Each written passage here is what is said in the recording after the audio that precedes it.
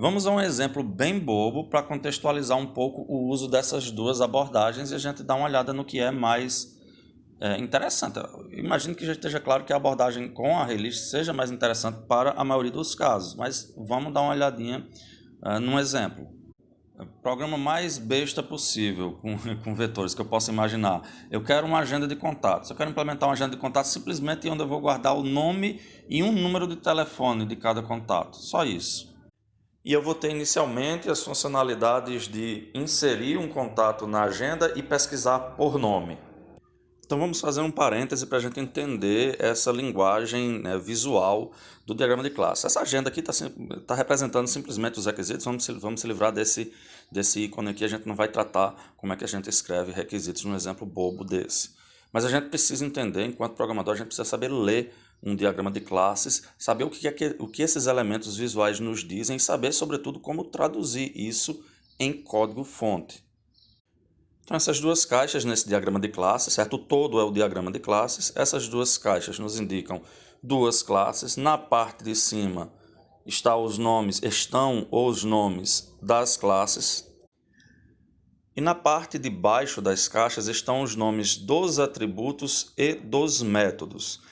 Esse menos e esse mais querem dizer que são membros privados ou membros públicos. No caso do mais, membro público, no caso do menos, membro privado. No caso de nome e fone na classe contato, a gente tem que são dois atributos do tipo string. No caso o pesquisar na classe agenda é um método que recebe um string como parâmetro, pesquisar por nome, né? Já o método adicionar, também na classe agenda, é um método que retorna void, que recebe um objeto contato como parâmetro. O método público está aí sinalizado pelo mais. A seta, por sua vez, indica que existe uma relação entre essas duas classes. E essa relação, essa seta, a direção da seta significa que a relação vai ser implementada na classe agenda, como se a classe agenda fosse o lado forte da relação. Então a classe agenda vai ser responsável por ter referências a objetos da classe contato, e não a classe contato ser responsável por ter referências a objetos da classe agenda.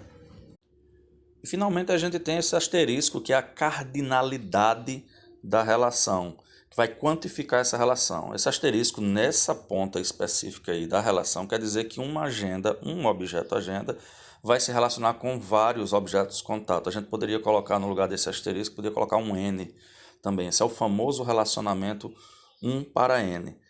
Então, como é que a gente vai ler esse relacionamento? A gente lê que um objeto agenda, ele relaciona-se com 0 ou mais objetos contato. E a gente pode ler também no sentido inverso. Um objeto contato ele vai estar relacionado a um objeto agenda. A gente poderia colocar um aqui nessa ponta dessa relação agenda, mas é opcional. A gente sabe que é quando a gente não coloca nada. Mas lembrem, quando a gente vai ler um diagrama de classes, a gente sempre começa dizendo 1. Então, se eu vou ler a partir de contato, eu digo um objeto contato está relacionado a um objeto agenda. Se eu vou ler a partir de agenda, eu também começo com 1. Eu digo um objeto agenda está relacionado a vários objetos contato. Então percebam que todos esses elementos gráficos eles têm algum reflexo na implementação, quando a gente for fazer o código-fonte. Ele só não vai ter, nesse diagrama não vai ter basicamente a implementação dos algoritmos. Mas todos esses elementos gráficos eles querem dizer alguma coisa para a gente na hora de implementar. Então o programador recebe esses diagramas normalmente de um projetista e ele tem que respeitar as decisões de projeto que foram feitas pelo profissional que está, né, acima dele, digamos assim.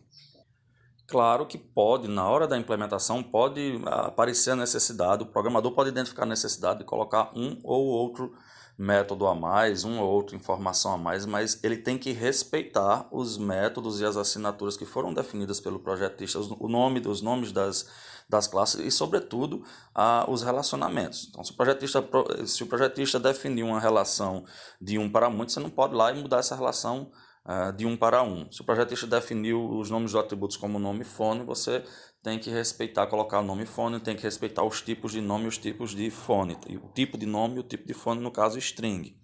Tem que respeitar os parâmetros e por aí vai. pode acrescentar uma coisa ou outra, mas a gente tem que respeitar o que foi projetado. Nesse caso aí, o programador muito provavelmente vai ter que acrescentar os métodos get e set na classe contato para os atributos nome e phone, que são privados. Notem também que eu não estou declarando lá na classe agenda, né? Eu não estou declarando, desculpa. Eu não defini lá no diagrama de classes, na minha classe, na caixinha da classe agenda, eu não defini nenhum atributo contato, né? Nenhuma coleção de contato. Eu não defini porque isso já está mais do que claro pelo relacionamento entre a classe agenda e a classe contato. Então, o programador vai saber disso. Então, não preciso colocar essa informação que seria redundante. A projetista coloca, mas não é necessário. Quando a gente for implementar, a gente vai precisar de uma coleção. Na classe agenda, a gente vai precisar de uma coleção de contatos, de objetos contato entre seus atributos, entre os atributos da classe agenda. Então, se eu mostrar aqui o código-fonte da classe contato, destacando visualmente, né, nas mesmas cores, os reflexos do diagrama no código, a gente vai poder perceber que praticamente o diagrama disse tudo para a gente, menos os métodos get e set. E se a gente fizer o mesmo com a classe agenda, a gente vai ver que o diagrama disse muita coisa para a gente. Só não disse mesmo o algoritmo de implementação. Então, restou para a gente fazer o algoritmo do método pesquisar por nome e do método adicionar. Tudo mais, a gente teve dicas visuais, né, do diagrama de classe. Então, a gente sabe que se tem uma caixa vai ter uma classe, a gente sabe que se na parte de cima tem agenda, o nome da classe vai ser agenda. A gente sabe que se tem esse método pesquisar com um mais, ele vai ser público, pesquisar por nome, o nome dele vai ser pesquisar por nome, a visibilidade vai ser pública e ele vai receber um string como parâmetro. E a gente sabe que se ele tem a relação nessa forma que está estabelecida no diagrama, a gente vai ter um atributo aqui que vai ser, no caso da gente, a gente pode optar ou por um vetor convencional de objetos contato ou por um array list de objetos contato. E a gente vai dar uma olhada nessas duas abordagens distintas. Notem que o diagrama não está dizendo para a gente que tipo de coleção a gente vai usar. É o programador que vai decidir. Eu vou simplesmente tentar mostrar para vocês nessa aula, já que o assunto essencialmente é vetores, a gente vai dar uma olhadinha em quais são as diferenças, como é que a gente escreve de um jeito e do outro e qual é que é a abordagem melhor. Lembrando sempre que, sob a perspectiva da orientação a objetos, não saber implementar o método pesquisar por nome já é grave sob o ponto de vista de você não conseguir implementar um algoritmo que é extremamente elementar. Mas do ponto de vista da orientação a objetos, é mais grave você não conseguir enxergar que essas duas classes, com esses métodos e esses atributos, resolveriam o problema desse requisito simples que a gente tem de fazer um sisteminha de uma agenda de contatos com nome e telefone. Então, é tarefa de um projetista de orientação a objetos e de um programador, claro, porque a gente está aprendendo programação, enxergar o sistema como esse conjunto de classes que cooperam entre si e que tem informações e métodos distribuídos entre si. Utilizando vetores convencionais, a gente poderia imaginar essa classe agenda dessa forma. Eu declararia como atributo da classe agenda um objeto contatos, que é um vetor convencional de contato. Veja, o nome do meu objeto é contatos, mas ele é do tipo vetor de contato. No construtor da minha classe, seria natural que eu inicializasse esse atributo. Para inicializar um vetor convencional, eu preciso dar uma dimensão para ele. Então, veja, já é um fator limitante aí. A minha agenda, inicialmente, ela só serve para 100. Se eu quiser que sirva para mais de 100, eu vou ter que implementar um algoritmo para expandir isso aí, porque inicialmente só cabe em 100.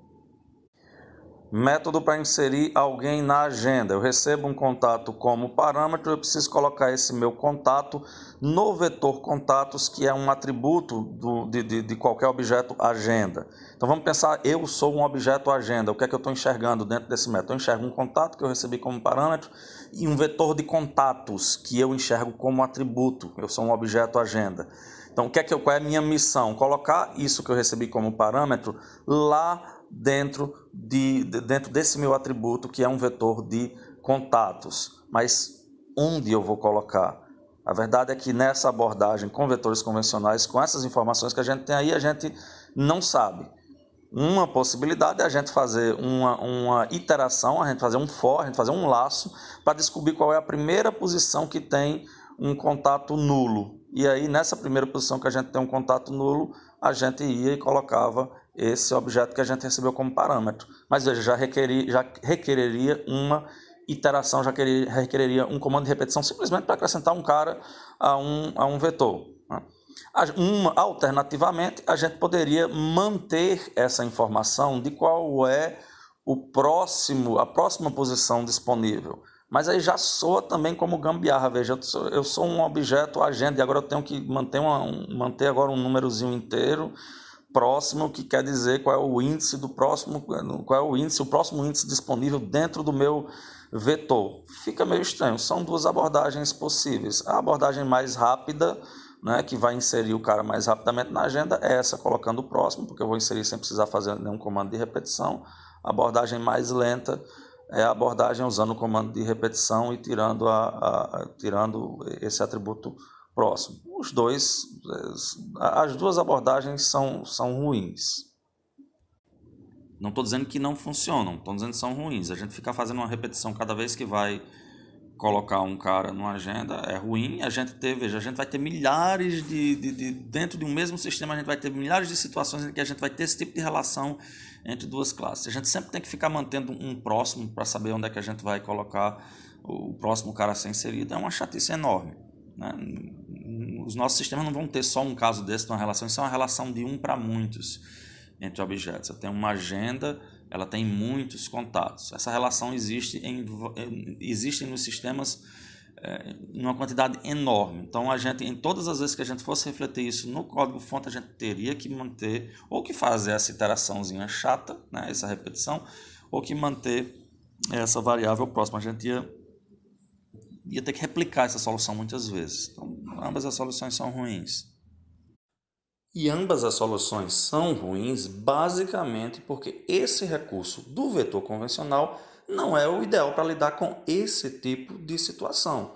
Notem que a gente vai ter que fazer uma seleção aqui, a cada inserção a gente vai ter que fazer uma seleção para ver se vai estourar a capacidade do vetor.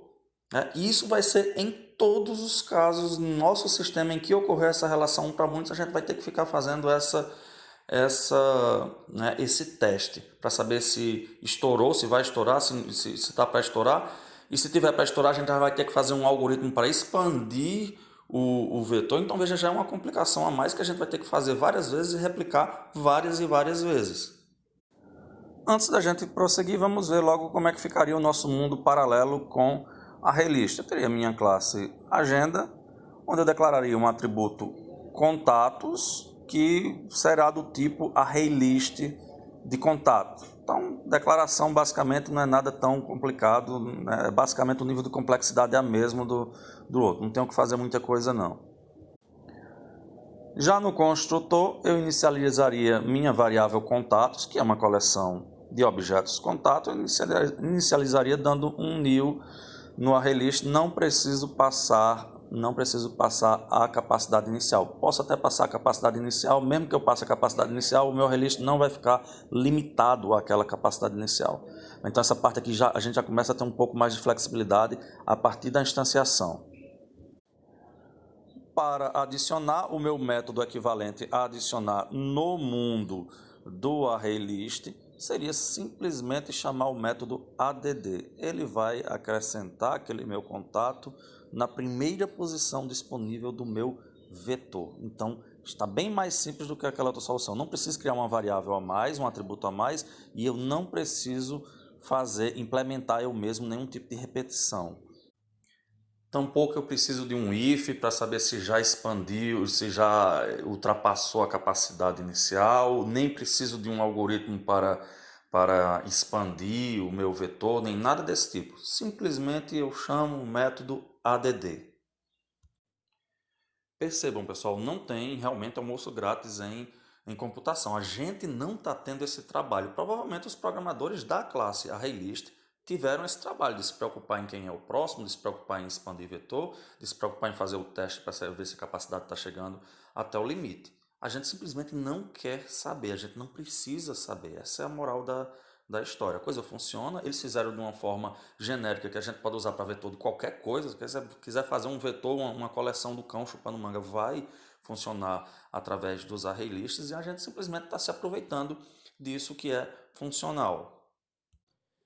É funcional, é legal, é testado, é uma solução que já foi testada, porque é uma classe de biblioteca, mas a gente não quer, a gente não se interessa, a gente não quer saber em como é que ela funciona internamente. A gente quer saber em quais são os serviços que ela oferece para a gente, quais são os métodos que ela oferece para a gente. E não como esses métodos funcionam internamente. Se quiser saber, vai na documentação, é capaz de estar escrito lá, mas simplesmente, nesse caso, eu francamente não quero saber. Voltando para o mundo dos vetores convencionais, um método para acessar um contato de uma posição específica. Colocaria o método dessa forma.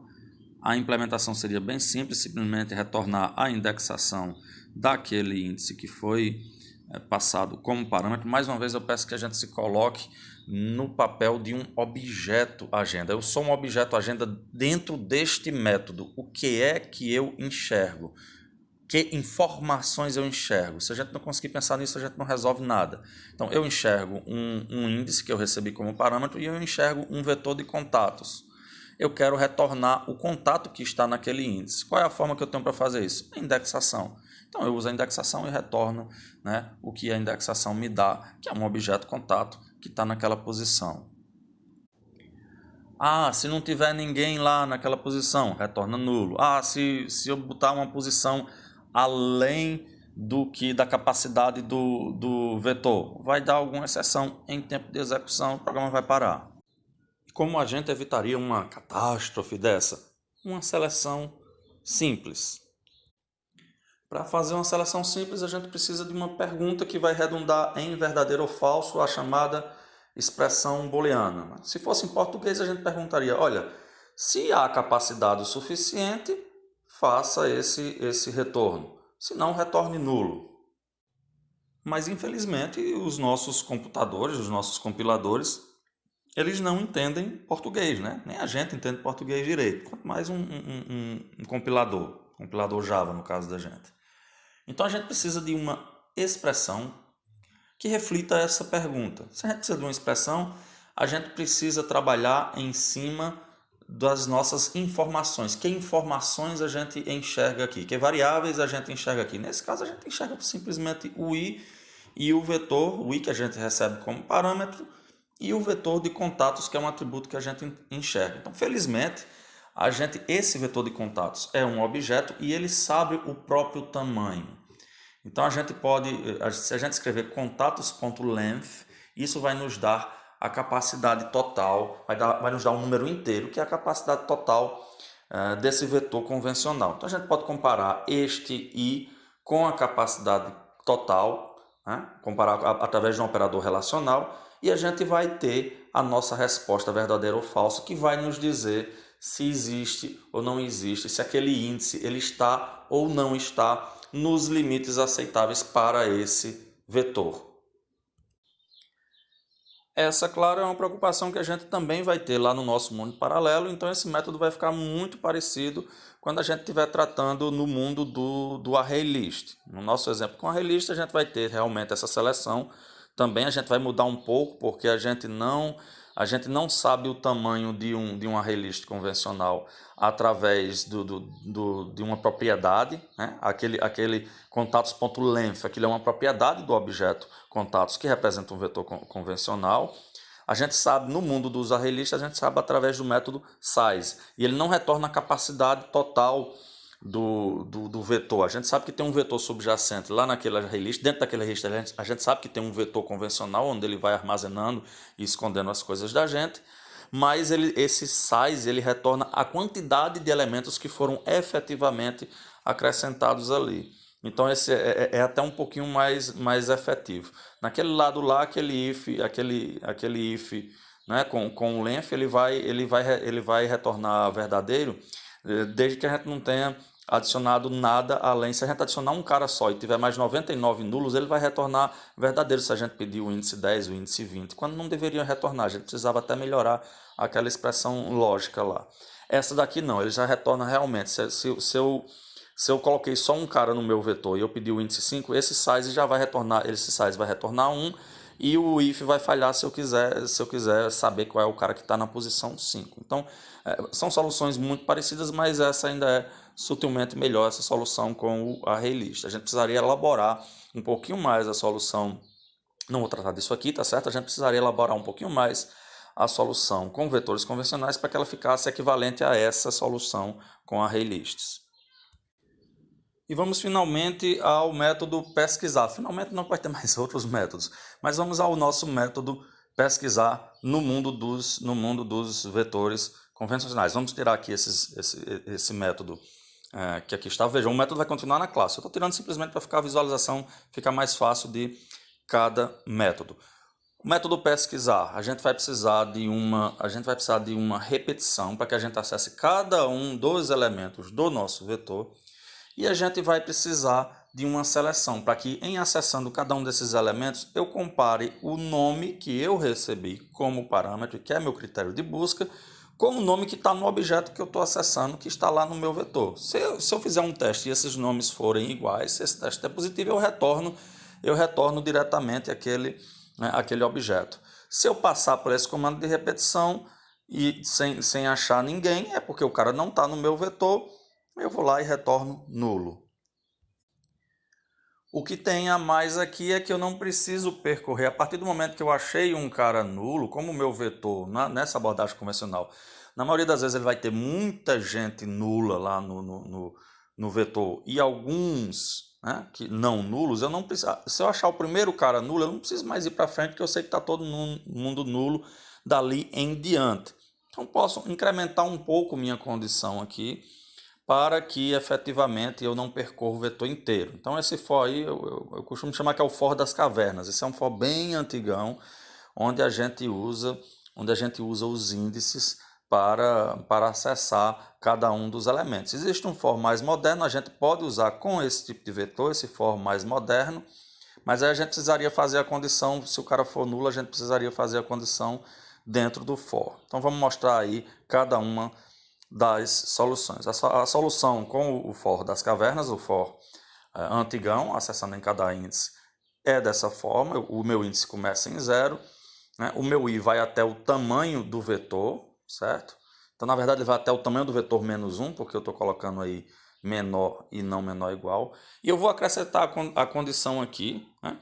Enquanto ele for menor do que o tamanho do vetor, do que o tamanho do vetor, e o elemento corrente da posição i, ele seja diferente de nulo. Porque se o objeto for igual a nulo, eu não vou mais entrar nesse for. Não preciso mais entrar nesse for, porque não tem mais ninguém para verificar. Não tem mais ninguém cujo nome eu deva comparar com o parâmetro que eu recebi. Dentro do laço, estou declarando um objeto aí, né, um objeto contato, que seria o cara atual, o cara do índice i, dentro desse for, estou optando para ele receber, estou acessando via indexação, estou fazendo uma seleção para comparar o nome desse cara com o nome que eu recebi como parâmetro. A gente compara strings em Java especificamente, através do método equals, ou equals ignore case, se vocês preferirem. Se ele entrar dentro desse if, ele deve retornar e não deve olhar mais ninguém. A gente está admitindo que só tem um cara com o mesmo nome na nossa agenda. Na abordagem com o for mais moderno, eu simplesmente já declaro no cabeçalho essa variável local, que é um contato atual, e coloco 2 pontos e coloco em seguida o nome do vetor. Então esse for já entende que esse atual vai receber, a cada volta vai receber um dos elementos desse vetor. O problema é que esse vetor vai estar com um bocado de gente nula e alguns contatos. Em algum momento ele vai estar até todo mundo nulo, né?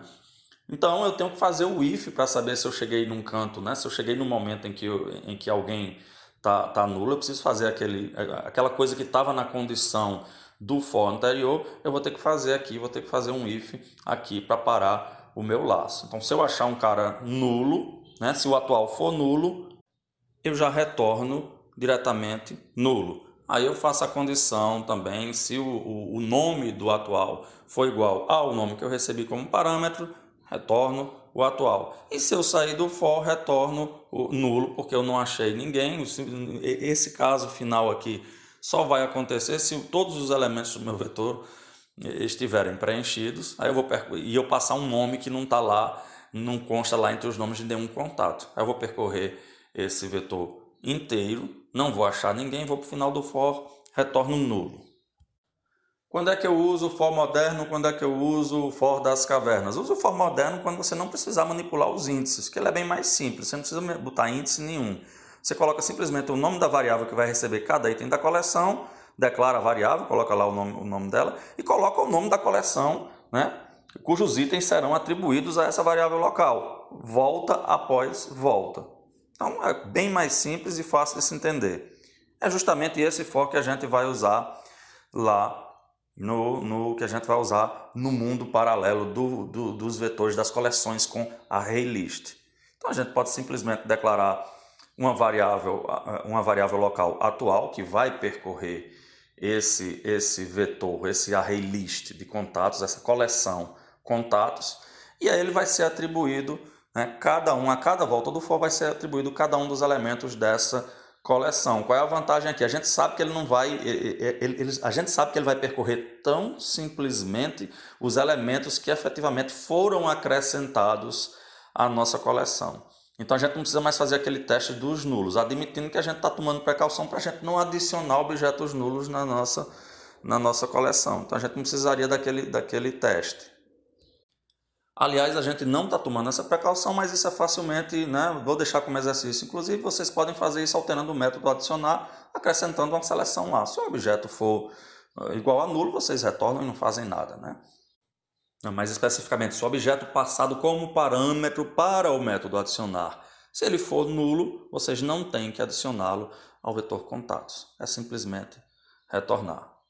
E aí, no caso contrário, né, fora do if, vocês fazem o acréscimo. É extremamente simples, aí você deixa o seu vetor protegido. Então, nesse caso, a gente basta, né, nessa coleção com a ArrayList, a gente não precisa fazer essa condição a mais. A gente vai percorrer todos os elementos do nosso vetor. Lá no vetor, no mundo paralelo dos vetores convencionais, mesmo que a gente tome a precaução de não acrescentar ninguém nulo, a gente vai ter que fazer esse teste. Porque quase sempre vai ter gente nula lá. O objeto se inicia com todo mundo nulo, né? Todo mundo nulo, quer dizer. Então, quando a gente dá um nil lá naquele vetor, um 100, a gente tem um objeto de 100 posições nulas. Quando a gente vai acrescentando, essas posições vão ser preenchidas. Então, mesmo que você tome precaução para nunca acrescentar ninguém nulo lá, sempre vai ter alguém nulo e aquele teste vai ser sim necessário. Aqui no mundo desses vetores, desde que a gente tome essa precaução de não colocar ninguém nulo, a gente não precisa desse teste a mais. Então percebam que a gente está tratando do mesmo algoritmo expresso de formas sutilmente diferentes de acordo com as restrições da abordagem que a gente está utilizando. Mas é basicamente uma seleção dentro de uma repetição. Vai mudar porque o tamanho do vetor eu expresso com length num lado, tamanho do vetor eu expresso, tamanho da coleção, vamos chamar coleção. O tamanho da coleção eu expresso como length na abordagem com vetores convencionais. Tamanho da coleção eu expresso com size, que é um método, já não é um atributo, quando eu estou tratando dos vetores com ArrayList. Então são pequenas diferenças, mas posso usar tanto a abordagem posso usar também o for, posso usar o for das cavernas aqui com os índices, né? O atual vai receber o contatos.get índice, dá para fazer também. Então são formas diferentes, sutilmente diferentes de expressar o mesmo algoritmo. E para a gente finalizar, o vídeo já está muito longo, mas vamos fazer um método remove, outro método que eu não coloquei lá no projeto, a exemplo do get. Vamos fazer um método remover, né, da nossa agenda para que a gente remova um contato. Vamos projetá-lo passando inteiro o índice como parâmetro. Então, como é que funcionaria isso no mundo dos vetores convencionais? Eu ia ter, veja, o meu objetivo aqui é o método retorna um contato, então eu tenho que retornar o contato que eu removi daquele índice. Eu enxergo o índice e o vetor. Tenho que remover o cara, tecnicamente é bem simples, tenho que remover o cara dali. Entretanto, nesse mundo dos vetores convencionais, eu vou ter que guardar né? O cara que eu vou retornar, o cara que eu vou excluir, vou guardar porque eu preciso retorná-lo. Vou afastar, eu adoro esse verbo, né? Anordestinado. Eu vou afastar todos os caras que estão à frente dele uma posição para trás, ok? E eu vou anular o cara que estava lá, na derradeira posição. Então tenho que fazer, eu tenho que fazer tenho que ir lá no final do vetor ainda e anular o cara, porque vai ficar repetido, né? Quando eu terminar esse for que puxa um elemento para trás, cada um dos caras que está depois do índice que foi, né? Do cara que estava no índice a ser eliminado, ele vai ficar repetido lá no final do vetor. Então eu vou ter que ir lá e anulá-lo. Então é uma chaticezinha. A gente tem que imaginar que essa chatice vai se repetir todas as vezes que eu tiver uma relação de 1 para muitos no meu sistema, e vão ser várias e várias e várias vezes. Já no mundo do arrelista a gente vai ter um trabalho da porra. Vamos lá. A gente vai botar contatos, ponto, remove, passando o i como parâmetro. Morreu Maria PA, acabou essa história. E acabou, inclusive, o exemplo e a aula. Vamos finalizar. Um exercício interessante para vocês seria o de apagar. Veja, esse método de remover, que recebe um índice como parâmetro, ele não é muito, né? Ele é um método mais interno da classe. Mas quando a gente pede para remover, a gente nunca, nas agendas da gente, a gente não pede para remover, né?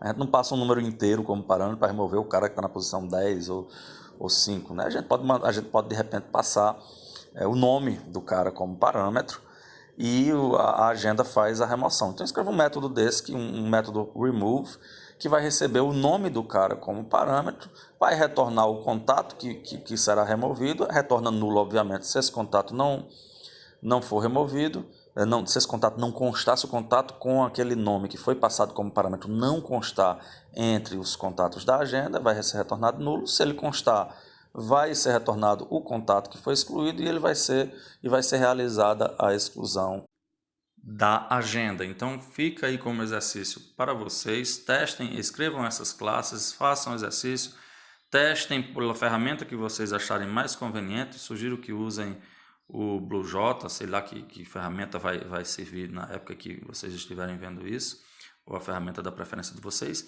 mas usem, desde que seja uma ferramenta Java, deve funcionar. E tem links na descrição do vídeo, tem 3 links, 3 textos com exemplos que abordam esse assunto, e vários exercícios. Então, mãos à obra.